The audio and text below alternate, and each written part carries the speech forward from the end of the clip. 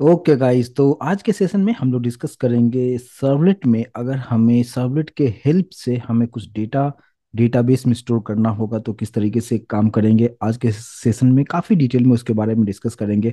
और ऑलरेडी हम लोग जेडीबीसी के बारे में डिस्कस कर चुके हैं कि जेडीबीसी क्या होता है, कि जावा को डेटाबेस से किस तरीके से कनेक्ट किया जाता है। ऑलरेडी हम लोग डिस्कस कर चुके हैं। और आज हम दोनों ही टॉपिक को यानी सर्वलेट और जेडीबीसी को कंबाइंड करते हुए एक हम फॉर्म बनाएंगे। और फॉर्म के अंदर में टेक्स्ट बॉक्स में जो भी यूजर इनपुट देगा वो परमानेंटली डेटाबेस में स्टोर होना चाहिए। तो आज हम उस चीज को किस तरीके से करेंगे आज के सेशन में काफी डिटेल में डिस्कस करेंगे। तो सबसे पहले हम लोग यहाँ पे एक new dynamic project web project हम लोग क्रिएट करेंगे। और इसका नाम मैं कुछ इस तरीके से देता हूँ, सर्वलेट विद जेडीबीसी। सर्वलेट और जेडीबीसी को एक साथ हम काम किस तरीके से करेंगे। और यहाँ पे सिंपल सा मैंने प्रोजेक्ट क्रिएट कर लिया, इसमें कुछ बड़ी बात नहीं है। आप अभी तक यही सब चीज़ें कर रहे होंगे अगर प्रॉपर तरीके से प्रैक्टिस अगर कर रहे हैं तो। यहाँ पे हमारे पास सर्वलेट विद जेडीबीसी नाम का एक प्रोजेक्ट रेडी हो चुका है। और यहाँ पे सबसे पहले हम लोग मेन में आएंगे। वो ऐप पे राइट क्लिक करते हुए एक सिंपल सा HTML फॉर्म क्रिएट करेंगे हम लोग। और इसका नाम हम लोग दे देते हैं index.html। और नेक्स्ट करते हुए फिनिश करेंगे। HTML पेज हमारे पास एक बन चुका है। और इस HTML के अंदर में मुझे एक रजिस्ट्रेशन फॉर्म बनाना है, और वो रजिस्ट्रेशन फॉर्म के अंदर यूजर जो कुछ भी इनपुट देगा परमानेंटली डेटाबेस में स्टोर होना चाहिए। तो यहाँ पे सबसे पहले हम लोग एक H1 टैग में ले लेता हूँ। और H1 टैग लेने के बाद यहाँ पे फिलहाल यहाँ पे जस्ट मैं लिखता हूँ क्या कि रजिस्टर हियर। कुछ इस तरीके से जस्ट एक मैसेज हमने दे दिया है। इसके बाद हम लोग यहाँ पे एक फॉर्म ले लेते हैं, और फॉर्म के अंदर में हम लोग एक्शन और मेथड मेथड हम पोस्ट यूज करेंगे। और इसके अंदर फॉर्म जो कुछ भी हम लोग क्रिएट करेंगे वो टेबल के अंदर होगा, ताकि डिजाइनिंग थोड़ा सा बेहतर आपको देखने को मिलेगा। टेबल के अंदर में आप जानते हैं सबसे पहले जो है रो होता है। और इस रो के अंदर में हम लोग एक TH ले लेते हैं, जहाँ पे मैंने दे दिया नेम। और यहाँ पे TH को क्लोज कर दिया। ये हो गया नेम के लिए। और टेक्स्ट बॉक्स जो हम लोग बनाएंगे उसको मैं TD में रखता हूँ। और यहाँ पे input type equals to text. और इस पर्टिकुलर टेक्स्ट बॉक्स का नाम मैं दे देता हूँ, नेम ही रखता हूँ। और इसको क्लोज कर देंगे। एक टेबल बनाया। फर्स्ट रो के अंदर में हमने एक नेम के लिए टेक्स्ट बॉक्स हमने क्रिएट कर लिया है। और ये एक पार्ट हमारा कंप्लीट हो गया। सेम उसी तरीके से अब हम दूसरा रो क्रिएट करेंगे, इसी को मैं कॉपी कर लेता हूँ। और नेम के बाद सपोज मैंने पासवर्ड यहाँ पे दे दिया। इनपुट टाइप पासवर्ड रखता हूँ, और इसका नाम जो है पासवर्ड यहाँ पे मैं कर देता हूँ। सेम उसी तरीके से एक और फील्ड हम ले लेते हैं, जिसका नाम हमने दे दिया ईमेल। और यहाँ पे आप इनपुट टाइप ईमेल दे देंगे तो वैलिडेशन भी यहाँ पे वैलिडेशन भी हो जाएगा, जिसके बारे में HTML5 में जरूर आपने पढ़ा होगा। और इस पर्टिकुलर टेक्स्ट बॉक्स का नाम हमने ईमेल दे दिया है। और ईमेल के बाद हमारे पास एक और फील्ड्स में ले लेता हूँ। और यहाँ पे हमने दे दिया कंट्री। लेकिन कंट्री जो होगा मैं यहाँ पे टेक्स्ट बॉक्स मैं नहीं बनाना चाहता हूँ, तो मैं कुछ इस तरीके से बनाऊंगा। इसके अंदर एक हम लोग यूज करेंगे सेलेक्ट का ऑप्शन, सेलेक्ट। और इस सेलेक्ट के अंदर में हम यूज करते हैं क्या, ऑप्शन। और यहाँ पे ऑप्शन को क्लोज करेंगे। और यहाँ पे कंट्री का नाम आपको दे देना है, कुछ इस तरीके से मैंने दे दिया है। चार मैं कंट्री ले लेता हूँ यहाँ पे। इंडिया के बाद हो गया ऑस्ट्रेलिया, जापान और इंग्लैंड। राइट। सेलेक्ट में इसका भी हम कुछ नाम हमें देना होगा, तो नेम में मैं देता हूँ जस्ट कंट्री ही रखता हूँ। और इसका भी अगर मैं स्टाइल अगर मैं यूज़ कर दूँ थोड़ा सा विड्थ और हाइट जो है विड्थ में थोड़ा सा सेट करना चाहूँगा, ताकि देखने में थोड़ा सा अच्छा दिखे ये। इसका जो विड्थ है वो मैं रखता हूँ 150 पिक्सल, और इसको हम सेव कर देंगे। Select close, TD close, TR close, table close. Right. Table close करने से पहले हमें एक चीज और करना होगा। इस टी आर के बाद जो है मुझे एक बटन भी हमें चाहिए, तो टी डी ले लेता हूँ। और यहाँ पे टी डी क्लोज, और इस टी टी जो हम लिखेंगे सबसे पहले हमें टी आर लेना होगा, उसके अंदर में टी डी होता है। तो टी आर, और यहाँ पे टी आर को क्लोज कर दिया, फिर टी डी, और यहाँ पे टी डी क्लोज हो गया। और इस टी डी के अंदर में मैं कुछ इस तरीके से बनाना चाहता हूँ। इस कॉल स्पैन मैं यूज करूंगा थोड़ा सा, तो देखने में अच्छा लगेगा। कॉल स्पैन मैं यहाँ पे रखता हूँ कितना, 2। कॉल स्पैन 2 मैं यूज किया। और यहाँ पे इसके अंदर में input type equals to submit. Value जो हम देंगे, नाम मैं देता हूँ क्या, सेव एम्प्लॉय करके एक नाम दे दिया, यूजर को ये देखने को मिलेगा। और बस हो गया। ठीक है, जस्ट एक ही हम बटन बनाते हैं। तो सिंपल सा चीजें हैं। HTML का डिजाइन आप लोग अच्छी तरीके से समझते होंगे, और यहाँ पे मैंने सिंपल सा एक HTML फॉर्म हमने क्रिएट कर दिया है। और सबसे पहले इसको मैं एक बार रन करके देख लूँ कि आउटपुट हमें प्रॉपर तरीके से यहाँ पे आ रहा है या नहीं आ रहा है। उसको थोड़ा सा हम लोग देख लेते हैं सबसे पहले। और यहाँ पे जो है इसको पहले मैं रन कर लूँ, तो सर्वलेट विद JDBC पे राइट क्लिक करते हुए हम लोग run as, run on server पे क्लिक करेंगे, और सर्वर को सिलेक्ट करते हुए नेक्स्ट करने के बाद फिनिश करेंगे। थोड़ा सा वेट करेंगे हम लोग।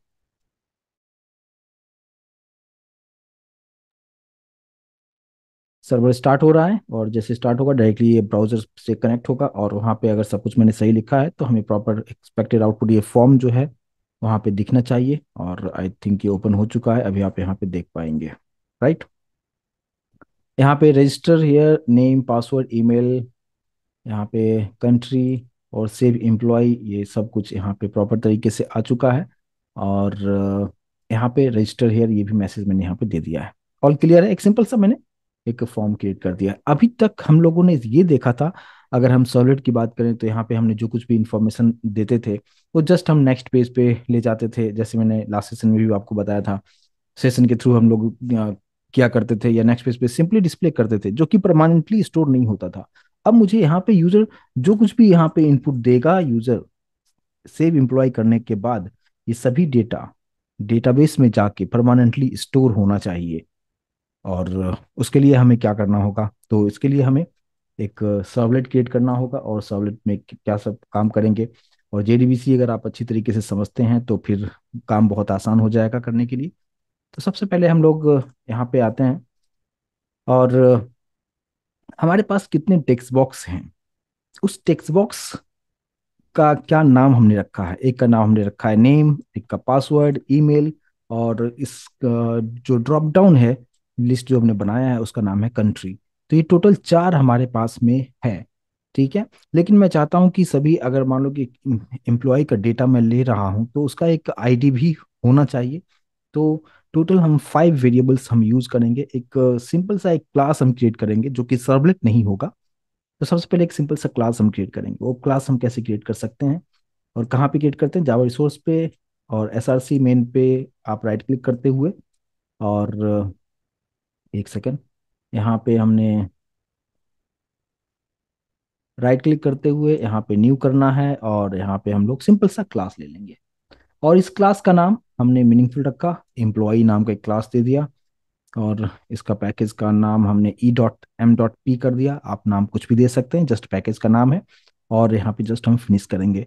तो ये जस्ट हमने क्या किया कि एक सिंपल सा एक क्लास क्रिएट किया। बट बाकी हम जब इससे पहले जो भी सेशन में देख रहे थे कि सर्वलेट जब भी लेते थे तो हम लोग यहाँ पे एक्सटेंस यूज किया करते थे, HTTP सर्वलेट यूज किया करते थे।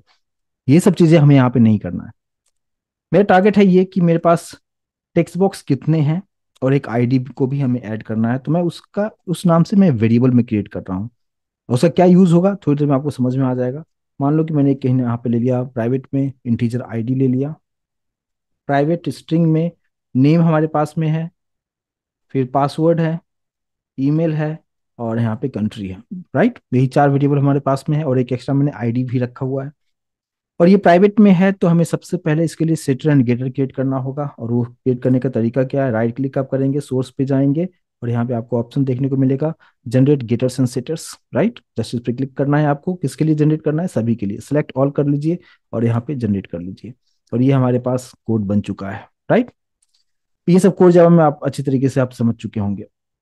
तो ये हमने सिंपल से क्लास क्रिएट करके हमने इतना काम कर दिया है। और बस अब हमें क्या करना है, अब हमें ये करना है कि डेटाबेस से कनेक्ट करने के लिए सेम इसी तरीके से हम एक और क्लास हम क्रिएट करेंगे, जहाँ पे हम लोग जेडीबीसी का ड्राइवर हुआ या लोकल होस्ट से कनेक्टिविटी किस तरीके से होगा, वो सारा चीज हम लोग वहाँ पे लिखेंगे। तो ये पार्ट कंप्लीट हो गया, यानी दो फाइल हमने बना लिया। एक हमने एचटीएमएल का फाइल बना लिया जहाँ पे फॉर्म है, और फॉर्म में जो जो नाम हमने जिस जिस नाम से टेक्स्ट बॉक्स बनाया था उस नाम का मैंने यहाँ पे वेरिएबल डिक्लेयर करके छोड़ दिया है। आईडी खैर हमारे पास यहाँ पे इंडेक्स में नहीं था, इंडेक्स डॉट एचटीएमएल में नहीं था, बट फिर भी मैंने रखा है ताकि मैं चाहता हूँ कि जो भी इम्प्लॉय ऐड होगा उसका एक आईडी जो है ऑटोमेटिक वहाँ पे उसको ऐड मिलना चाहिए। इसके लिए मैंने आईडी यहाँ पे ले लिया है। तो अब हम लोग एक यहाँ पे एक और क्लास क्रिएट करेंगे। और यहाँ पे हमारे पास सेम उसी पैकेज में, सेम पैकेज में रखेंगे, कोई प्रॉब्लम नहीं होगा। सेम पैकेज पे राइट क्लिक करते हुए यहाँ पे न्यू, और यहाँ पे हम लोग क्लास बनाएंगे। और क्लास का नाम मीनिंगफुल रखता हूँ, डीबी ऑपरेशन।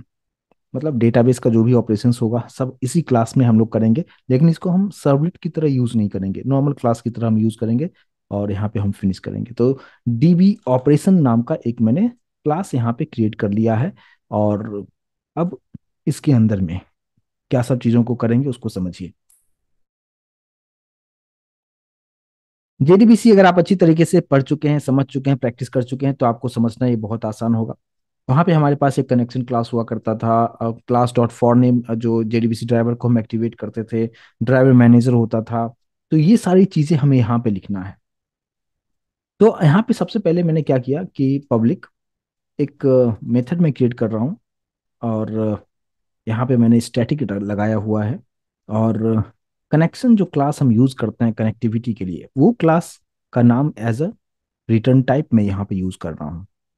जैसे होता है ना कि आप कोई भी मेथड आप जब बनाते हैं तो क्या लिखते हैं, void आप लिखते हैं, है ना। जैसे आप मान लीजिए कि void, और मेथड का नाम मान लो मैंने दे दिया गेट कनेक्शन, ये यूजर डिफाइंड मेथड है, मैंने खुद से इसका नाम दे दिया है मैंने, राइट। कुछ इस तरीके से हम लोग मेथड बनाते हैं। पब्लिक आप समझते हैं कहीं से भी एक्सेस किया जा सकता है। स्टैटिक का मतलब क्या, इस पर्टिकुलर मेथड को एक्सेस करने के लिए आपको ऑब्जेक्ट बनाने की जरूरत नहीं हो, डायरेक्टली आप इस क्लास का नाम लिखते हुए डॉट ऑपरेटर यूज करते हुए गेट कनेक्शन मेथड को कॉल कर सकते हैं। वॉइड का मतलब क्या, ये कुछ भी रिटर्न नहीं करता है। लेकिन इस वॉइड की जगह पे हम क्या लिखते हैं, आप प्रिमिटिव डेटा टाइप यूज करते हैं, वॉइड लिखते हो, इंटीजर लिखते हो, फ्लोट लिख सकते हो आप। तो मैं यहाँ पे क्या करता हूँ कि कनेक्शन लिखता हूँ, ये रिटर्न टाइप में यूज कर रहा हूँ जो कि इनबिल्ट क्लास है। तो उस क्लास का नाम एज ए रिटर्न टाइप आप यूज कर सकते हैं, जो कि मैंने यहाँ पे इसको कर दिया है। तो सबसे पहले इस कनेक्शन क्लास को हमें इस पैकेज को इंपोर्ट करना होगा, तो कंट्रोल शिफ्ट ओ करेंगे। तो यहाँ पे जो है मैंने जो यूज किया है, कनेक्शन स्पेलिंग सही है ना, गेट कनेक्शन, यस, ठीक है। तो अब मुझे क्या करना है कि ये जो गेट कनेक्शन आप जब यूज करते हैं तो इसका रिटर्न टाइप हमें यहाँ पे डालना पड़ेगा। जैसे कर्सर यहाँ पे रखोगे आप तो बताएगा कि आपको यहाँ पे इंपोर्ट आपको करना है, ये सारी चीजें आपको यहाँ पे सब सब कुछ आपको यहाँ पे बता रहा है, राइट। तो अब मुझे यहाँ पे इसका जो रिटर्न टाइप हमें यूज करना है, क्योंकि यहाँ पे वॉइड तो है नहीं।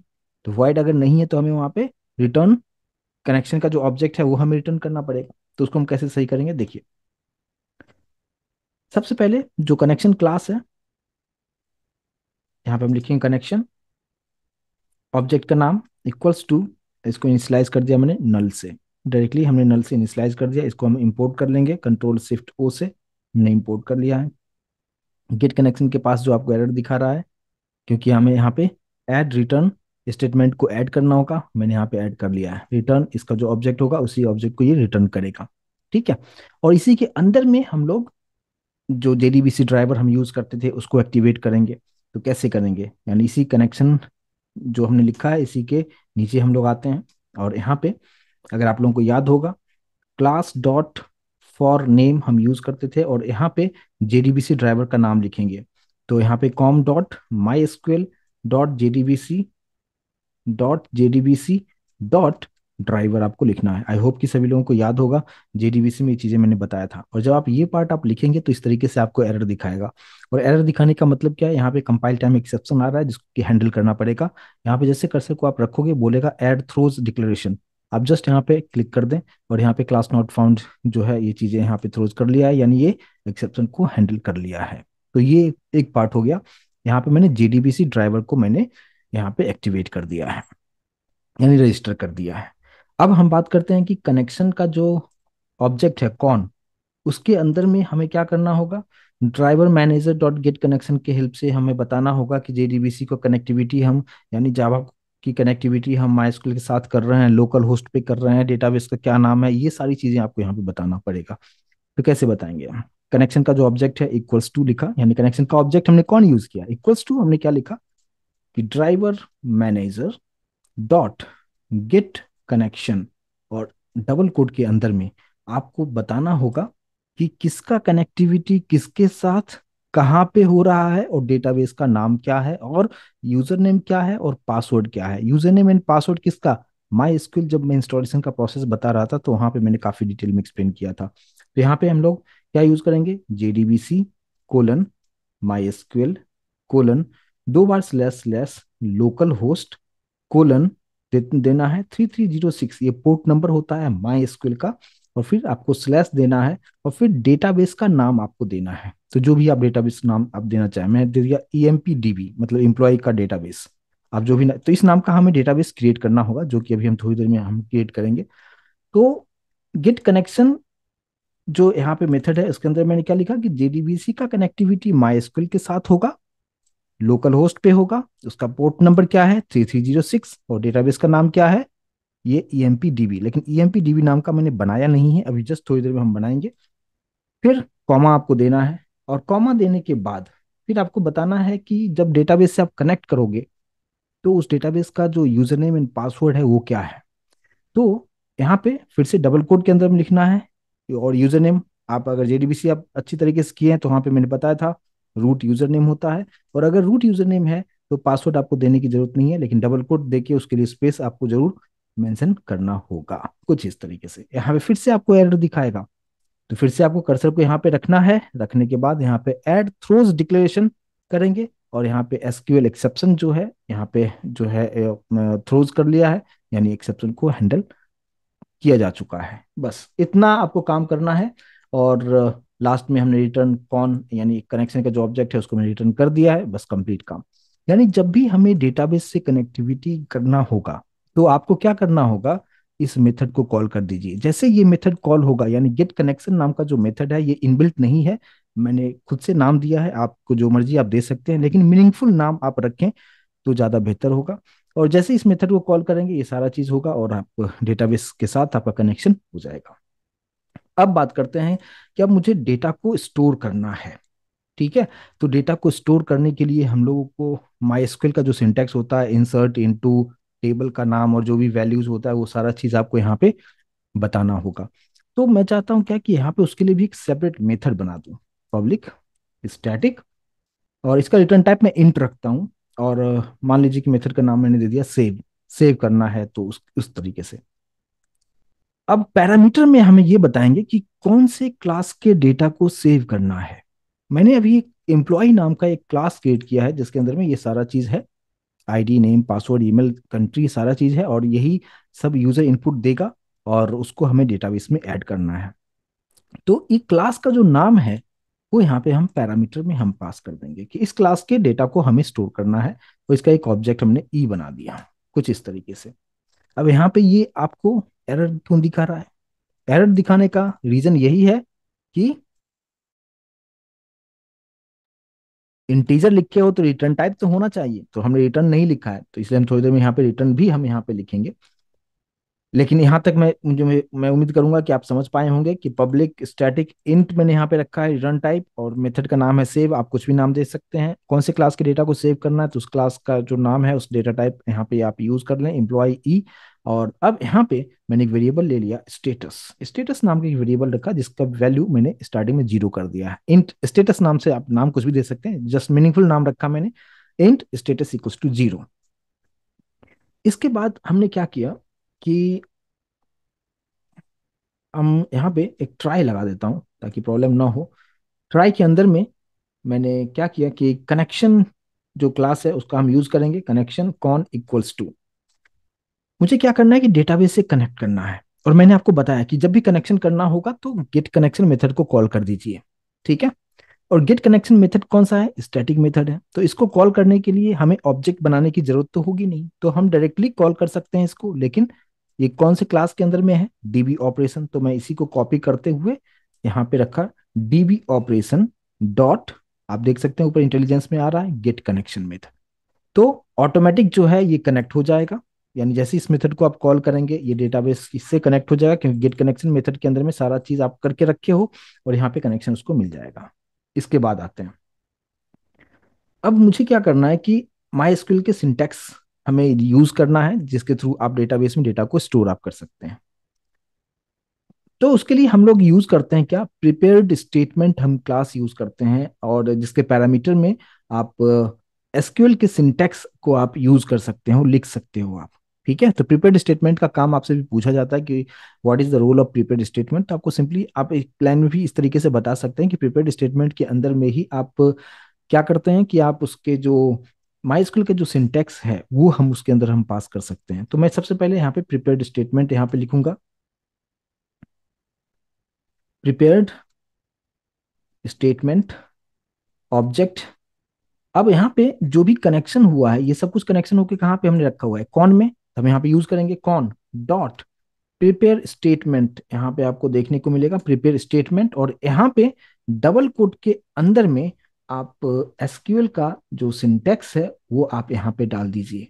और इंसर्ट करने के लिए हम क्या यूज करते हैं? हमारे पास जो माई एसक्यूएल का जो क्वेरी होता है to insert the data into database, हम उसके लिए क्या लिखते हैं? इंसर्ट इनटू टेबल का नाम, जो कि टेबल मैंने बनाया भी नहीं है। लेकिन चलिए मैं यहाँ पे फिलहाल मैं कोडिंग कर लेता हूँ। मान लो कि मैं टेबल जो बनाऊंगा उसका नाम मैं ईएमपी टीबीएल कर देता हूँ। इस नाम का हम लोग बनाएंगे, यानी हमें दो काम अभी बचा हुआ है कि डेटाबेस बनाएंगे ईएमपी डीबी नाम का, उसके अंदर में टेबल बनाएंगे ईएमपी टीबीएल, और इसी के अंदर डेटा स्टोर होगा। और यहाँ पे इंसर्ट इनटू, इंसर्ट इनटू ये हो गया क्या? टेबल का नाम हो गया।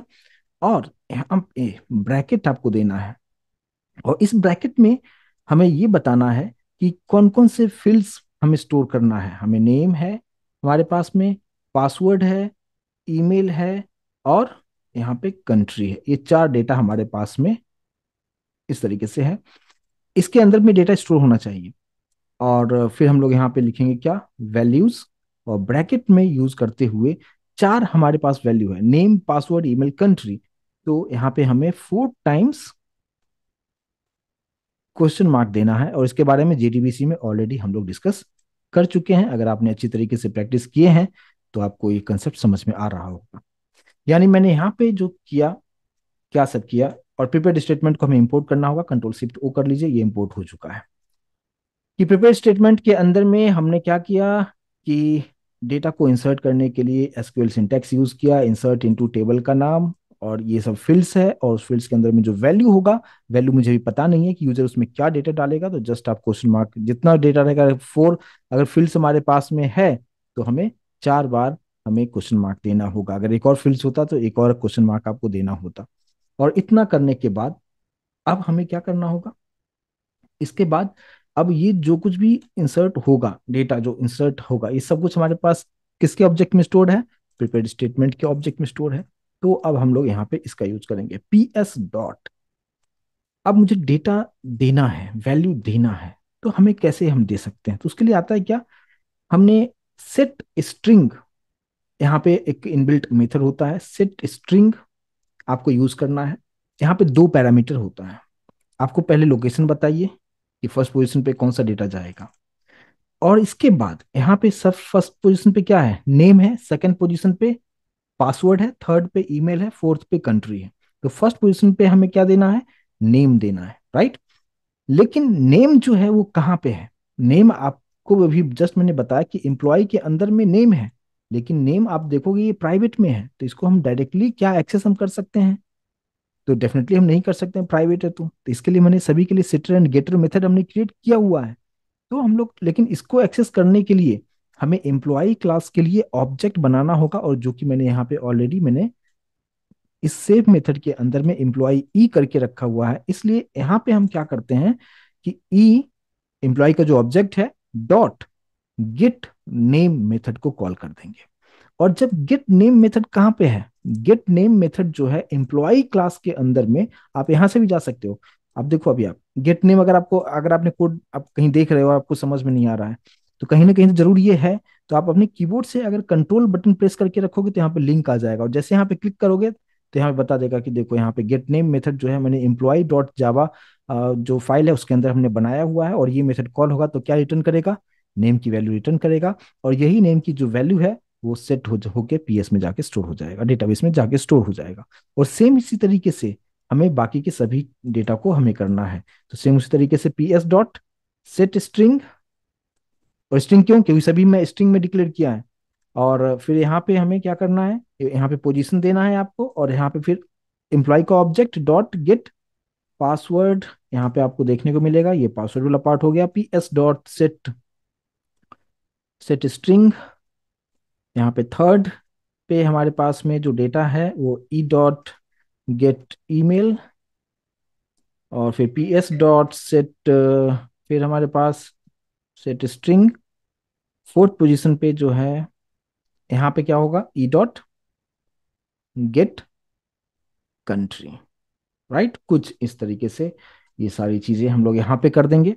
और इसके बाद जब हमें फाइनल एग्जीक्यूशन करना होता है तो हम क्या करते हैं, पीएस, और सारा डेटा मैंने पीएस के हेल्प से सब कुछ स्टोर किया है, तो पीएस डॉट यहाँ पे हम लोग यूज करते हैं क्या, एग्जीक्यूट एग्जीक्यूट अपडेट मेथड। मैंने इसके बारे में भी बात बताया था जेडीबीसी में कि दो तरीके से मेथड मैंने बताया था, execute query and execute update method, right. तो एग्जीक्यूट क्वेरी से डेटा को फेच किया जाता है, लेकिन एग्जीक्यूट अपडेट से आप इंसर्ट कर सकते हो, आप आप डेटा जो है उसको अपडेट कर सकते हो। ये सारी चीजें मैं ऑलरेडी डिस्कस कर चुका हूँ। तो यहाँ पे कुछ इस तरीके से मैंने इसको एग्जीक्यूट अपडेट यहाँ पे मैंने यूज कर लिया। अब बात करते हैं कि ये जो एग्जीक्यूट अपडेट जो मेथड है ये क्या करता है। ये मेथड आपको ये बताता है कि अगर डेटा स्टोर हो गया है तो ये कुछ डेटा को रिटर्न करता है, जो कि इंटीजर में रिटर्न करता है, 0 और 1 में रिटर्न करता है। अगर डेटा स्टोर हो गया तो 1, नहीं हुआ तो 0। तो अगर मैं एक वेरिएबल में स्टोर कर लिया, जो मैंने ऑलरेडी ऊपर एक वेरिएबल डिक्लेयर किया हुआ था स्टेटस, और इसी पर्पज से मैंने स्टेटस डिक्लेयर किया हुआ था, और मैंने यहाँ पे लिखा स्टेटस इक्वल्स टू। इसका मतलब क्या कि पीएस डॉट एग्जीक्यूट अपडेट जो मेथड है ये आपको 0 और 1 रिटर्न करेगा। 1 कब रिटर्न करेगा, जब डेटा प्रॉपर तरीके से स्टोर हो गया, और अगर नहीं हुआ तो 0 रिटर्न करेगा। तो दोनों ही केस में यहाँ से जो भी डेटा मिलेगा या तो 0 मिलेगा या तो 1 मिलेगा, तो वो किस में जाके स्टोर हो जाएगा, स्टेटस में। तो स्टेटस में या तो वैल्यू 0 होगा या तो 1 होगा, राइट। कुछ इस तरीके से। अब यहाँ पे ये चीज हमने यहाँ पे करने के बाद, अगर इसको हम प्रिंट भी कराना चाहें हम करा सकते हैं, बट यहाँ पे फिलहाल सिर्फ इतना ही मैं रखता हूँ। और अब यहाँ पे जो है मैं स्टेटस को मैं रिटर्न यहाँ पे मैं करना चाहूँगा। और यहाँ पे जो है कनेक्शन को, यहाँ पे मैंने यहाँ पे कनेक्शन को ओपन किया था, तो मैं यहाँ पे कनेक्शन को क्लोज कर देता हूँ, ताकि जो भी डेटाबेस का ऑपरेशन है कम कम कनेक्शन होने के बाद, काम होने के बाद उसको क्लोज जरूर कर दीजिए। और यहाँ पे ट्राई के अंदर में ये सारा चीज़ मैंने यहाँ पे कर लिया है। और इसके बाद फिर हमारे पास आ जाता है कैच, और इस कैच में एक्सेप्शन को हम लोग हैंडल कर लेंगे। एक्सेप्शन कुछ ई एक्स नाम दे देता हूँ, और इसके अंदर में हम लोग कुछ अगर इशू आता है तो हम प्रिंट स्टैक ट्रेस के थ्रू आप वहाँ पे चीज़ों को देख सकते हैं कि क्या इशू आया है, और इसको हम यहाँ पे फिलहाल यहाँ पे हम लोग सेव करेंगे। अच्छा, यहाँ पे हमने जो रिटर्न वाला जो स्टेटमेंट है इसके बाद आएंगे, और यहाँ पे हम लोग रिटर्न स्टेटस को रिटर्न कर लेंगे। ठीक है, कुछ इस तरीके से। तो मैं उम्मीद करता हूँ कि इस चीज़ को समझ पाए होंगे यहाँ पे कि मैंने डेटा को स्टोर करने के लिए क्या सब चीज़ों का मैंने यहाँ पे यूज़ किया है। लेकिन अब बात करते हैं कि ये तो जस्ट हमने एक नॉर्मल सा क्लास क्रिएट किया, ये कोई सर्वलेट तो है नहीं। जस्ट हमने यहाँ पे क्लास क्रिएट किया और एक गेट कनेक्शन नाम का मेथड बनाया, जिसमें मैंने बता दिया कि जब भी कनेक्टिविटी करना होगा इस मेथड को कॉल करेंगे, डेटाबेस से कनेक्ट हो जाएगा। अगर सेव करना होगा तो कहाँ से डेटा लेगा वो सब कुछ मैंने यहाँ पे बता दिया, कौन से पोजीशन पे क्या है, और एग्जीक्यूट अपडेट कर दिया, स्टेटस को रिटर्न में ले लिया, और बस कहानी कंप्लीट, और यहाँ पे रिटर्न स्टेटस कर दिया। अब यूजर जो कुछ भी इनपुट देगा वो पर्टिकुलर इस टेक्स्ट बॉक्स में इनपुट देगा। ये सभी जो टेक्स्ट बॉक्स है इसके अंदर इनपुट देने वाला है। तो अब हम बात करते हैं क्या कि हमें इसके लिए क्या करना होगा, एक हमें एक और सर्वलेट क्रिएट करना होगा जहां पे इस टेक्स्ट बॉक्स से डेटा लेते हुए हम एक किसी वेरिएबल में स्टोर करके रखेंगे। तो वो चीज हम यहाँ पे कैसे कर सकते हैं, तो उसको देखिए अभी। उसके लिए मैंने क्या किया कि सेम पैकेज पे राइट क्लिक करते हुए यहाँ पे हमने एक न्यू क्लास ले लिया, जिसका नाम हम देते हैं, क्या मीनिंगफुल नाम देता हूँ, सेव सर्वलेट। सेव सर्वलेट नाम का हमने एक क्लास क्रिएट किया। लेकिन ये नॉर्मल क्लास मैं नहीं चाहता हूँ, इसको मैं एक्सटेंड्स करके HTTP सर्वलेट करूंगा और सर्वलेट के पैकेज को इंपोर्ट कर लेंगे। और यहाँ पे हम लोग सोर्स में जाते हुए ओवरराइड मेथड को ले लेंगे और यहाँ पे हम ऑब्वियस सी बात है हम पोस्ट मेथड लेंगे, पोस्ट मेथड पे टिक करते हुए यहाँ पे ओके कर लेंगे। ठीक है। अब यहाँ पे इसका URL पैटर्न सेट कर लेंगे @वेब सर्वलेट, और ब्रैकेट में यहाँ पे नाम वही देता हूँ, सेव सर्वलेट। और वेब सर्वलेट के पैकेज को इंपोर्ट कर लीजिए, कंट्रोल Shift O मैंने किया, ऊपर यहाँ पे एनोटेशन वाला आप देखेंगे इंपोर्ट हो चुका है। और ये जो सेव सर्वलेट है इसको मैं कॉपी कर लेता हूँ, जो कि URL पैटर्न हमने क्रिएट किया है, और इसको मैं index.html के एक्शन में जाके हम लोग रख देंगे। यानी जैसे कि ये प्रोग्राम को रन किया जाएगा, index.html ओपन होगा, और जैसे यहाँ पे सबमिट बटन जो मैंने नीचे बनाया है, ये जैसे सबमिट बटन पे आप क्लिक करेंगे ये सेव सर्वलेट से कनेक्ट होगा। और सेव सर्वलेट से यहाँ पे कनेक्ट होने के बाद डू पोस्ट मेथड यहाँ पे मैंने यूज भी किया हुआ है, डू पोस्ट मेथड। और डू पोस्ट मेथड के अंदर में अब क्या सब चीजें करना है, और ये आप अच्छी तरीके से जानते हैं। यहाँ पे मैं क्या सब चीजें करूंगा, सबसे पहले तो मैं यहाँ पे रिस्पॉन्स डॉट सेट कंटेंट कर लेंगे। सबसे पहले तो response dot set content type, और यहाँ पे हम लोग दे देंगे क्या, टेक्स्ट _HTML, राइट, यही लिखा करते थे। और इसके बाद फिर हम लोग प्रिंट राइटर यूज करेंगे, और रिस्पॉन्स डॉट गेट राइटर, ये सब चीज़ें आप अच्छी तरीके से समझते होंगे। और प्रिंट राइटर को हमने, प्रिंट राइटर सही है, प्रिंट राइटर को हम लोग यहाँ पे, प्रिंट राइटर का स्पेलिंग मिस्टेक है, कंट्रोल Shift O करेंगे, इंपोर्ट हो चुका है। और ये हमारा काम कंप्लीट हो चुका है। अब बात करते हैं कि अब इस टेक्स्ट बॉक्स के अंदर में जो कुछ भी डेटा दिया जाएगा, यानी HTML वाले जो फाइल है, तो यहाँ पे मैंने स्ट्रिंग, मान लो कि मैंने वेरिएबल का नाम नेम रखा, और यहाँ पे रिक्वेस्ट का ऑब्जेक्ट क्या है, REQ.GET पैरामीटर डबल कोट के अंदर में हम लोग यहाँ पे दे देंगे नेम। और यहाँ पे ये नेम कौन सा है, ये टेक्स्ट बॉक्स है जो index.html में अगर आप देखेंगे यहाँ पे है ना नेम, नेम पासवर्ड ईमेल, ये सभी टेक्स्ट बॉक्स का नाम है। तो बस मैं वही यूज कर रहा हूँ, उस टेक्स्ट बॉक्स का नाम यूज करते हुए, यानी इस टेक्स्ट बॉक्स के अंदर यूजर जो कुछ भी इनपुट देगा हम नेम में स्टोर कर लेंगे।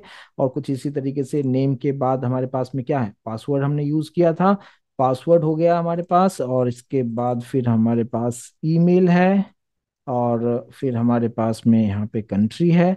और बस नाम मैं सेम ही रखता हूँ ताकि कोई कंफ्यूजन ना हो।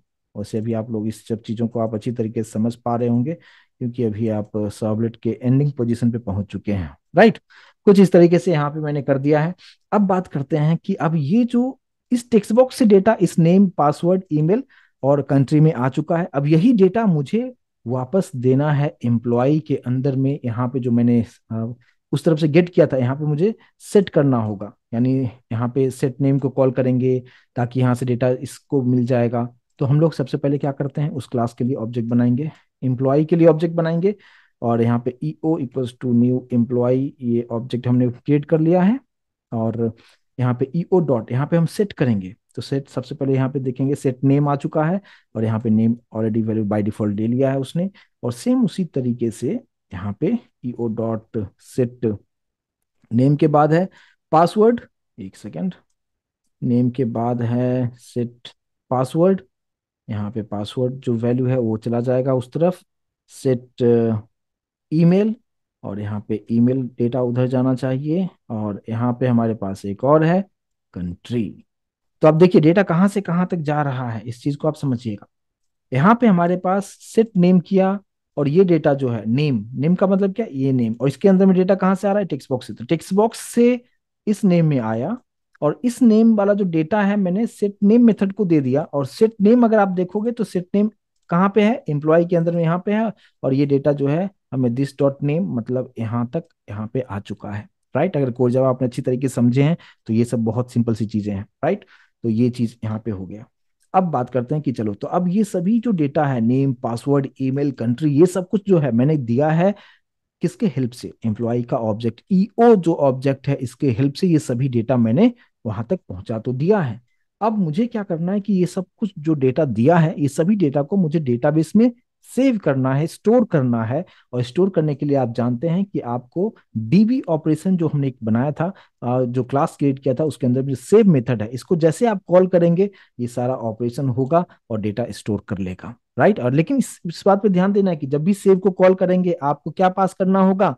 एम्प्लॉय क्लास का एक ऑब्जेक्ट पास करना होगा। जैसे अगर मान लो यहाँ पे इंटीजर एक्स होता तो सेव को कॉल करते टाइम आपको क्या करना पड़ता है? एक आपको इंटीजर टाइप की वैल्यू देना पड़ेगा, लेकिन यहाँ पे क्या एम्प्लॉय है, उसका ऑब्जेक्ट है, तो हमें क्या करना होगा? इसका एम्प्लॉय क्लास का ऑब्जेक्ट पास करना होगा। तो हमें यहाँ पे सिंपली सेव सर्वलेट जो मेथड, जो हमारे पास जो सर्वलेट हमने क्रिएट किया है, यहाँ से मुझे क्या करना है? डीबी ऑपरेशन के अंदर में जो सेव मेथड है उसे कॉल करना है। लेकिन यहाँ पे अगर आप देखेंगे कि जो स्टैटिक जो है स्टैटिक लिखा है, स्टैटिक का मतलब क्या? हमें ऑब्जेक्ट बनाने की जरूरत तो नहीं होगी, राइट। तो हम डायरेक्टली इसको हम कॉल कर सकते हैं। तो हमें क्या लिखना है? डीबी ऑपरेशन डॉट, और उसका नाम क्या है हमारे पास? देखो आप, सेव एम्प्लॉय, सेव, और यहाँ पे कुछ इस तरीके से। और यहाँ पे ऑब्जेक्ट हमें क्या पास करना होगा? ईओ। और ईओ अगर पास किया तो सभी डेटा वहां पे चला जाता है। बस आपको यहाँ पे ये काम कंप्लीट हो चुका है। और जैसे आपने यहाँ से सेव को कॉल किया है, सेव वाला जो पार्ट है यहाँ पे, सेव मेथड जो हमने क्रिएट किया था डीबी ऑपरेशन के अंदर में, ये सब कुछ परफॉर्म करेगा और बस डेटा स्टोर हो चुका है। लेकिन अब ये जो चीजें हो रहा है यहाँ पे, सेव मेथड को कॉल करोगे तो रिटर्न क्या करेगा? सेव मेथड को आप जब भी कॉल करते हो तो यहाँ पे रिटर्न टाइप इंटीजर है, जिसको मैंने स्टेटस को रिटर्न किया था, यहाँ पे स्टेटस में 0 रखा हुआ था, और यहाँ पे ये सारा चीज मैंने किया था। तो अब मैंने यहाँ पे क्या किया कि इसी को हमने इंट स्टेटस में हमने स्टोर कर दिया इसको, ठीक है। तो सेव मेथड कॉल होगा तो मैंने क्या बताया, सब कुछ सही है तो 1 रिटर्न करेगा, अदरवाइज 0 रिटर्न करेगा। अब मैंने यहाँ पे कंडीशन डाल दिया। मैंने कंडीशन क्या रखा कि इफ स्टेटस ग्रेटर देन 0 है, मतलब 0 से ज्यादा है, यानी 0 से 0 नहीं है, 0 से ज्यादा 1 होता है, तो अगर है 1 अगर है तो आपको यहाँ पे मैसेज आप क्या देते हो? आप यहाँ पे P O dot print L N पे हमने मैसेज दे देंगे। क्या? मान लो कि मैंने यहाँ पे एक पैराग्राफ ही सिंपल से रखता हूँ, या जो भी रखना चाहे, एक सिंपल सा HTML का पैराग्राफ रखा, और जहाँ पे मैंने मैसेज क्या दे दिया? Record saved successfully. जस्ट ये एक मैसेज हमने दे दिया, ठीक है। और इसके बाद फिर वापस से मैं चाहता हूं कि ये मैसेज देने के बाद वापस से मुझे फिर से वो index.html वाला पेज आना चाहिए। तो उसके लिए ऑलरेडी हम डिस्कस कर चुके हैं, क्या डिस्कस किया है याद है आप लोगों को? उसके लिए मैंने बताया था कि गेट रिक्वेस्ट डिस्पैचर हम करते हैं, राइट। गेट रिक्वेस्ट डिस्पैचर हम यूज करेंगे, और यहाँ पे मुझे कौन से पेज से लिंक करना है? index.html page. जस्ट इस मैसेज के नीचे फिर से वापस से वो फॉर्म मुझे दिखाना है, तो उसके लिए हम ये यूज करेंगे। और यहाँ पे इंक्लूड रिक्वेस्ट एंड रिस्पॉन्स को हम लोग यहाँ पे इंक्लूड हम लोग यहाँ पे कर देते हैं, राइट। तो कुछ इस तरीके से इस चीज को आप यहाँ पे आराम से कर सकते हैं। क्लियर होगा? यहाँ पे इसको सेमीकोलन दे देंगे, और ये एरर यहाँ से निकल चुका है और क्लियर है। और इसके बाद एल्स में, एल्स का मतलब क्या कि अगर स्टेटस 0 हो चुका है, मतलब डेटाबेस में प्रॉपर तरीके से डेटा स्टोर नहीं हुआ है, तो एल्स वाले पार्ट में मैं मैसेज क्या दे दूंगा यहाँ पे कि sorry, unable to save record, कुछ इस तरीके से मैसेज हमने दे दिया, और इसको हम सेव कर देंगे। और बस यहाँ पे भी हम लोग, बस हो गया, काम कंप्लीट हो गया, ठीक है। तो अब ये सारा काम कंप्लीट हो चुका है और इसको हम रन करने की पोजीशन में है, लेकिन एक स्टेप और बचा हुआ है कि जब भी हम जावा को डेटाबेस से कनेक्ट करते हैं तो आपको एक कनेक्टर चाहिए रहता है, और वो कनेक्टर कंपलसरी तौर पे आपको ऐड करना होता है। और उसके लिए मैं अभी आपको सबसे पहले, अभी रन नहीं करेंगे, पहले मैं आपको यहाँ पे लेके आता हूँ गूगल पे, ठीक है। और मैं यहाँ पे लिखूंगा क्या? माई एसक्यूएल कनेक्टर लिखता हूँ, और ये क्या आ रहा है? चलिए, माई एसक्यूएल कनेक्टर, यहाँ पे अगर उसका जार फाइल चाहिए, ये जो फाइल आप देख रहे हैं, यहाँ पे ध्यान से देखिएगा कि कहाँ से डाउनलोड करना है। dev.mysql.com डाउनलोड कनेक्टर, ये जो फाइल है, ये जो लिंक है, सेकंड वाला लिंक है, उस पे जाना है आपको। यहाँ पे आपको आना है, और कनेक्टर जो है ये अभी का अपडेटेड है, और यहाँ पे माइक्रोसॉफ्ट विंडोज़ के लिए है। और मैं ऐसा लेना चाहता हूँ कि कैसा भी प्लेटफॉर्म हो, या आप विंडोज़ यूज़ कर रहे हो या मैक यूज़ कर रहे हो, सभी पे चलना चाहिए। तो यहाँ पे प्लेटफॉर्म इंडिपेंडेंट वाला आप ले लीजिए, सेलेक्ट कर लीजिए। और ये नीचे वाला जो आप देख रहे हो, प्लेटफॉर्म इंडिपेंडेंट आर्किटेक्चर इंडिपेंडेंट जो है जिप आर्चिव, है ना, इसको आप डाउनलोड पे क्लिक कर दीजिए। ठीक है। अब क्लिक करने के बाद यहाँ पे आएगा लॉगिन करने के लिए, लेकिन यहाँ पे नीचे आपके पास ऑप्शन भी दिखाता है कि no thanks, just start my download. यहाँ पे क्लिक कर दीजिए, और ये डाउनलोड होना स्टार्ट हो चुका है, माई एसक्यूएल कनेक्टर। और ये कहाँ से डाउनलोड करना है, ये भी चीज़ यहाँ पे आपको समझ में आ गया होगा। और ये जैसे डाउनलोड हो जाता है, और इसको ये जो जिप फाइल है उसको आप अनजिप कीजिएगा, और उसी के अंदर में वो माई एसक्यूएल कनेक्टर आपको देखने को मिलेगा, और उसको कॉपी करना है और अपने प्रोजेक्ट के लाइब्रेरी में पेस्ट कर देना है, and then we are ready to go. अब यहाँ पे ये डाउनलोड हो चुका है, और यहाँ पे हम लोग इसको ओपन करेंगे। यहाँ पे आप देख सकते हैं, तो ये जो फाइल है इसको कॉपी कर लिया मैंने। और कॉपी करके मैं यहाँ पे मेरे डेस्कटॉप पे, अभी आप लोग देख पा रहे होंगे डेस्कटॉप को, यहाँ पे राइट क्लिक करते हुए मैं एक न्यू फोल्डर बना देता हूँ, जिसका नाम दे दिया माई एसक्यूएल कनेक्टर। आप कुछ भी नाम दे सकते, जस्ट फोल्डर का नाम है, आप कहीं भी सही जगह पे रख ले, डी ड्राइव में कहीं पे भी रख लें आप इसको। वहाँ पे मैंने जस्ट पेस्ट कर दिया है। और इसको सबसे पहले राइट क्लिक करते हुए एक्सट्रैक्ट कर लेते हैं, एक्सट्रैक्ट हियर। और ये जैसे एक्सट्रैक्ट होता है, यहाँ पे आपको कुछ इस तरीके से ये फाइल आपको देखने को मिलेगा। थोड़ा सा टाइम लेता है ये, थोड़ा सा आप वेट कीजिएगा। ये जैसे 100% हो, और उसके लिए आप वेट कीजिए। ऐसा नहीं कि बीच में ही आप ये देखें कि फाइल बन फोल्डर बन चुका है, काम करना स्टार्ट मत कीजिए। जब तक कि 100% नहीं हो तब तक आप इसके लिए वेट कीजिएगा।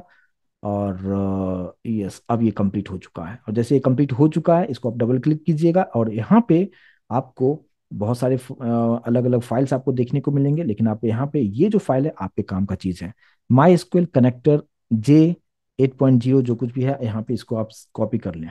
ये जो फाइल आप देख रहे हैं, इसको कॉपी कर लिया। और कॉपी करने के बाद वापस हम अपने प्रोजेक्ट पे आएंगे, और इस पर्टिकुलर प्रोजेक्ट में अब इसको रखना कहाँ पे है, देखिए अभी आप यहाँ पे आपको मिलेगा वेब ऐप। वेब ऐप के अंदर वेब INF दिखेगा, और ये LIB फोल्डर जो है, लाइब्रेरी फोल्डर है। इस पे आप राइट क्लिक करके पेस्ट कर दें, या कंट्रोल V कर दें। मैंने कंट्रोल V कर दिया, और वही चीजें यहाँ पे भी आ चुका है। डायरेक्टली यहाँ पे कॉपी पेस्ट करना है, ठीक है। और ये कंपलसरी तौर पे करना है, नहीं करेंगे तो ये सपोर्ट नहीं करेगा, डेटाबेस से कनेक्ट ही नहीं हो पाएगा, ठीक है। ये चीजें यहाँ तक क्लियर होना चाहिए। अब एक चीज और करना है, अब मुझे डेटाबेस क्रिएट करना है। तो डेटाबेस तो पहले हमें ओपन करना होगा। तो यहाँ पे हमें लिखना होता है कि अगर माई मैंने इंस्टॉल किया हुआ है, जैम सर्वर मैंने इंस्टॉल किया है, तो अगर मैं लिखता हूँ लोकल होस्ट, और मैं यहाँ पे एंटर करता हूँ, तो यहाँ पे स्टार्टिंग में तो ऑन नहीं होना चाहिए। यहाँ पे आपको बताएगा this site can not be reached. उसके लिए क्या करना होगा, सबसे पहले जैम सर्वर को ओपन करना होगा। तो मैं यहाँ पे लिखता हूँ XAMPP जैम्प, और जैम्प कंट्रोल पैनल को आप ओपन किया करेंगे, और वहाँ पे आपको स्टार्ट करना होगा, राइट। यहाँ पे क्या करना होगा आपको, ये अपैची को स्टार्ट कर दीजिए, और माई एसक्यूएल को स्टार्ट कर दीजिए। इस दोनों को आपको स्टार्ट करना होगा। ये दोनों जैसे स्टार्ट मोड में आ जाएगा, अब इसको आप यहाँ पे आप इसको क्लोज कर सकते हैं, और फिर आप इसको लोकल होस्ट पे जब आप क्लिक करेंगे, तो ये आप यहाँ पे जैम्प आपके लिए ओपन कर दिया। और यहाँ पे PHP माई एडमिन पे आपको क्लिक करना है, और थोड़ा सा वेट करेंगे। और जैसे ये PHP माई एडमिन पे क्लिक करने के बाद ये एक्टिव मोड में आता है, उसके बाद फिर आपको जो देखने को मिलेगा, जहाँ पे आप डेटाबेस क्रिएट कर सकते हैं, टेबल क्रिएट कर सकते हैं। और ये जैसे काम होता है, फिर हम प्रोजेक्ट को रन करेंगे, देखते हैं किस तरीके से काम कर रहा है। थोड़ा सा टाइम ले रहा है, वेट करेंगे। यस, बन चुका है हमारे पास।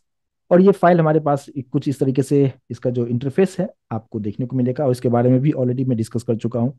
तो यहाँ पे हमें डेटाबेस बनाना है, तो हम डेटाबेस किस तरीके से बनाएंगे, तो डेटाबेस का नाम क्या रखना है पहले वो देख लें। हमने यहाँ पे नाम क्या यूज किया था, किसी को याद है क्या, मैंने क्या यूज किया था, मैंने डेटाबेस का नाम, यहाँ पे हमने डेटाबेस का नाम दिया था क्या, EMPDB, राइट। इस नाम का डेटाबेस हमें बनाना होगा।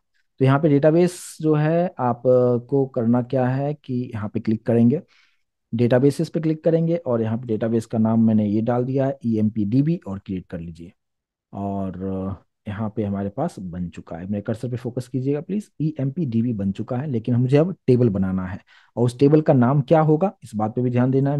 मैंने यहाँ पे जो यूज किया है मैं वही यूज करूंगा, EMPTBL। इसी नाम का हम टेबल बनाएंगे। तो टेबल का नाम डाल दिया। कितने फील्ड्स चाहिए हमें, 5 फील्ड्स चाहिए, क्योंकि मैं आईडी भी मैं लेना चाहता हूँ जो कि डेटाबेस आपको देगा। और यहाँ पे क्रिएट कर देंगे। तो यहाँ पे 5 जो है कॉलम्स आपके लिए बना के देगा, आप देख सकते हैं यहाँ पे। और सबसे पहले यहाँ पे मैं आईडी ले लेता हूँ, फिर नेम है, फिर क्या है, पासवर्ड था। पासवर्ड था, फिर हमारे पास सिटी था, नहीं उल्टा हो गया, सिटी नहीं था। एक मिनट एक मिनट, और इस बात पे आपको ध्यान देना है, नेम पासवर्ड ईमेल कंट्री है, ओके। नेम पासवर्ड ईमेल और कंट्री, ठीक है। तो आईडी हो गया, नेम, पासवर्ड, ईमेल, कंट्री, ये सीक्वेंस थोड़ा सा आप पे ध्यान देना है। अच्छा, यहाँ पे जो आईडी जो होगा वो इंटीजर में रखेंगे, और बाकी सबको वैर में रखते हैं। वैर का मतलब वेरिएबल कैरेक्टर, आप नंबर भी डाल सकते हो और आप स्ट्रिंग भी डाल सकते हो आप, ठीक है। लेकिन अगर आप इंटीजर रखते हैं तो साइज फिक्स होता है 11। बाकी जो है आप पे डिपेंड करता है कि आप कितना देना चाहें, 44 देना चाहें, 100 देना चाहें, ये कंप्लीटली आप पे डिपेंड करता है, ये जो लेंथ है इसके बारे में। लेकिन मैं चाहता हूँ आईडी जो हमारे पास होगा वो आईडी जो है, मैं चाहता हूँ वो प्राइमरी की सेट हो। तो यहाँ पे ये इंडेक्स जो आप देख रहे हैं ना, यहाँ पे क्लिक करेंगे आपको प्राइमरी दिखेगा, प्राइमरी इसको सेट कर दें। और सब कुछ यहाँ पे ठीक है, प्राइमरी सेट कर दिया है, यहाँ पे गो कीजिए, ओके है। और यहाँ पे एआई पे टिक कर दें। एआई मतलब ऑटो इंक्रीमेंट होता रहेगा, जैसे एक आईडी आप एक डेटा आप डालेंगे तो ऑटोमेटिक उसका आईडी 1 हो जाएगा, दूसरा डेटा जैसे डालेंगे उसका आईडी 2 हो जाएगा। तो आईडी को हमें मैनेज नहीं करना पड़ेगा, डेटाबेस उसे मैनेज करता रहेगा। बस इतना करने के बाद नीचे आएंगे और यहाँ पे सेव बटन पे आप क्लिक कर देंगे। जैसे आप सेव बटन पे क्लिक करेंगे आपके लिए यहाँ पे डेटाबेस के अंदर में टेबल बन चुका है, आप देख पाएंगे। इसमें आईडी है और ये आपको की तरह दिख रहा होगा, की मतलब चाबी है ना, चाबी की तरह दिख रहा होगा, जिसको हम प्राइमरी की कहते हैं, जो कि यूनिक वैल्यू होगा। नेम, पासवर्ड, ईमेल, कंट्री, ये बन चुका है, मतलब हमने स्पेस बना लिया डेटाबेस में आके, हमने डेटाबेस का क्या नाम है और टेबल हमने बना लिया, स्पेस बना लिया। और अब हम लोग अपने प्रोग्राम को रन करेंगे, जो कि सर्वलेट में हमने प्रोग्राम लिखा है। और जैसे उसको आप रन करेंगे तो HTML का फॉर्मेट आएगा और उसमें आप डेटा डाल देंगे और वो डेटा यहाँ पे आना चाहिए, अगर सब कुछ सही तरीके से अगर हमने किया है तो। देखते हैं किस तरीके से ये काम करता है, और एक बार हम सब चेक कर लें कि प्रॉपर तरीके से सही है। यहाँ पे एक्शन में मैंने सेव सर्वलेट रखा है, सेव सर्वलेट हमने हमने यहाँ पे रखा हुआ है सेव सर्वलेट, और उसमें डू पोस्ट मेथड के अंदर में ये सारा चीज किया हुआ है। और डीबी ऑपरेशन में हमने सेव मेथड बनाया हुआ है, और इम्प्लॉय में हमने सबके लिए सेटर गिटर बनाया हुआ है। सब कुछ ओके हमें लग रहा है, चलिए तो हम रन करने की पोजीशन में बिल्कुल हैं। तो सर्वलेट विद JDBC ये हमारे प्रोजेक्ट का नाम है। राइट क्लिक करते हुए यहाँ पे न्यू, और न्यू में क्यों कर रहा हूँ, मुझे रन करना है। राइट क्लिक करते हुए यहाँ पे run as, run on server पे क्लिक करेंगे, सर्वर को सेलेक्ट करेंगे, नेक्स्ट करेंगे और फिनिश करेंगे, और रीस्टार्ट द सर्वर, और वेट करेंगे थोड़ा सा। और अगर सब कुछ हमने सही सही किया है तो डेटा परमानेंटली हमारे डेटाबेस में जाके स्टोर होना चाहिए। लेट्स सी किस कैसे काम करता है, देखिए अभी अगर आप देखेंगे कि रजिस्टर हियर सब कुछ ठीक है। और अब मैं यहाँ पे कुछ नाम मैं दे रहा हूँ, मैंने दे दिया कुमार, कुछ पासवर्ड दे दिया, कुछ भी यूं ही लिख दिया। यहाँ पे मैंने दे दिया kumar@gmail.com, इंडिया सेलेक्ट है। और अब हम लोग यहाँ पे सेव एम्प्लॉय पे क्लिक करते हैं। तो जैसे हम सेव एम्प्लॉय पे क्लिक करते हैं आपको मैसेज ऊपर देखने को मिल रहा होगा कि रिकॉर्ड सेव्ड सक्सेसफुली, राइट। और वापस से ये फॉर्म क्यों आया, क्योंकि मैंने रिक्वेस्ट डिस्पैचर के हेल्प से index.html फाइल को इंक्लूड यहाँ पे कर लिया था, जिसकी वजह से अब रिकॉर्ड यहाँ पे सेव हो चुका है। अब डेटाबेस में चल के देखें कि क्या वो डेटा यहाँ पे सेव हुआ। तो हम आते हैं यहाँ पे अपने जैम्प वाले कंट्रोल पैनल पे, और यहाँ पे जो है आप देखेंगे हमारे जो टेबल था, टेबल किस में डेटाबेस में था, EMPDB नाम का जो आप देख पा रहे हैं, ये हमारा डेटाबेस था और ये टेबल था। ये इसी पे आप जो क्लिक करते हैं, जैसे आप यहाँ पे क्लिक करेंगे और वो डेटा आप यहाँ पे देखने को मिलेगा। मैं थोड़ा सा जूम कर देता हूँ, आप देखेंगे आईडी मैंने नहीं दिया, लेकिन यहाँ पे मैंने जो ऑटो इंक्रीमेंट किया था उसकी वजह से ले लिया 1। नेम, पासवर्ड, ईमेल, कंट्री, ये सभी डेटा यहाँ पे आ चुका है। और यहाँ पे एन नंबर ऑफ डेटा आप स्टोर कर सकते हैं, कोई लिमिटेशन नहीं है, ठीक है। जैसे मैं फिर से इस प्रोग्राम को मैं रन करता हूँ, मतलब अगर आप यहाँ पे अगर मैं दूसरा डेटा मैं देने की कोशिश में कर रहा हूँ, यहाँ पे आते हैं, कुछ दूसरा मैंने दे दिया, यहाँ पे CNC वेब वर्ल्ड कुछ ऐसे ही दे दिया। यहाँ पे मैंने कुछ दे दिया cnc@gmail.com। यहाँ पे कंट्री चेंज करके देख लेते हैं, ऑस्ट्रेलिया कर दिया। सेव एम्प्लॉय, यहाँ पे आपको दिखा रहा है रिकॉर्ड सेव्ड सक्सेसफुली। यहाँ पे हम लोग आते हैं डेटाबेस में, और डेटाबेस में आके EMPTBL पे हम लोग फिर से रिफ्रेश करेंगे और आप देखेंगे कि यहाँ पे डेटा आ चुका है, और इस तरीके से ये परमानेंटली डेटा स्टोर होता जाता है। और जब आप किसी भी पेज पे जाते हैं, किसी भी वेबसाइट पे विजिट करते हैं, जैसे फेसबुक पे जाते हैं, इंस्टाग्राम जाते हैं, या ट्विटर पे आप जाते हैं, आप जब फर्स्ट टाइम जब अकाउंट आप क्रिएट करते हैं, तो वहाँ पे इस तरीके से आपसे पूरा इन्फॉर्मेशन लेता है कि आपका first name, last name, user name, password, security question, ये सारा चीजें आपसे इन्फॉर्मेशन लेता है। और सारा इन्फॉर्मेशन जैसे आप देते हैं और सबमिट करते हैं, तो इंटरनली कुछ इसी तरीके से उसके डेटाबेस में परमानेंटली स्टोर हो जाता है।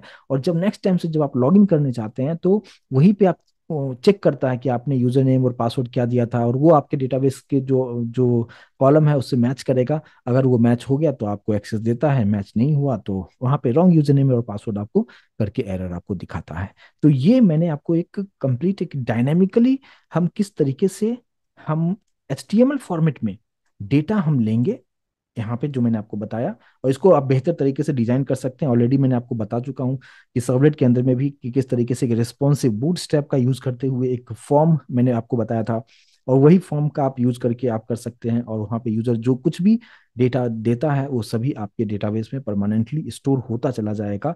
और वहाँ पे ये कंप्लीट एक आप एक वेबसाइट आप बना सकते हैं। यानी फ्रंट एंड अगर आप अच्छी तरीके से समझते हैं, जो डिजाइनिंग का पार्ट है, और वहाँ पे आप ये सब जो है मतलब सर्वलेट का जो पार्ट है, JDBC का पार्ट है, बैकएंड में काम करते हुए, क्योंकि यूजर को क्या दिखता है, ये जस्ट दिखा यहाँ पे कुछ भी इंफॉर्मेशन दिया और सेव किया, सेव उसको देखने को मिल गया। लेकिन इस चीज को करने के लिए इंटरनली क्या सब चीजें किया आपने, ये होता है बैकएंड। और जो लोग आप में से बैकएंड एंड फ्रंट एंड दोनों को समझते हैं, उसी को हम क्या कहते हैं, फुल स्टैक डेवलपर, जिसको सब कुछ आता है, बैकएंड भी समझता है और फ्रंट एंड भी समझता है। तो इस तरीके से मैं उम्मीद करता हूँ कि इस चीज को आप समझ पाए होंगे, क्योंकि यहाँ पे भी जो भी चीजें बताया, कोई न्यू कंसेप्ट नहीं बताया, अभी भी मैंने आपको कोई न्यू कंसेप्ट नहीं बताया। JDBC ऑलरेडी डिस्कस कर चुके थे हम लोग, सर्वलेट ऑलरेडी डिस्कस कर चुके थे। जस्ट यहाँ पे मैंने कंबाइंड करके एक छोटा सा प्रोजेक्ट आपको बताया कि किस तरीके से होगा। लेकिन ये सारा चीज जो है, कोर जावा का बेसिक कंसेप्ट अगर आपका क्लियर है, तो ये सब चीजों को आप अच्छी तरीके से समझे होंगे, और कंसेप्ट आप बेहतर तरीके से इसका इम्प्लीमेंटेशन आप कर सकते हैं। राइट। तो इसको आप एक बार आप लोग एक बढ़िया सा एक पेज आप डिजाइन कीजिएगा, और फिर वहां से इंफॉर्मेशन लेते हुए डेटाबेस में आप स्टोर करा के आप देखिए, तो आपको भी कॉन्फिडेंस आएगा। और मैं उम्मीद करता हूँ इस चीज को आप लोग अच्छी तरीके से समझ पाए होंगे। तो फिर हम लोग मिलते हैं नेक्स्ट सेशन में। Thank you so much guys.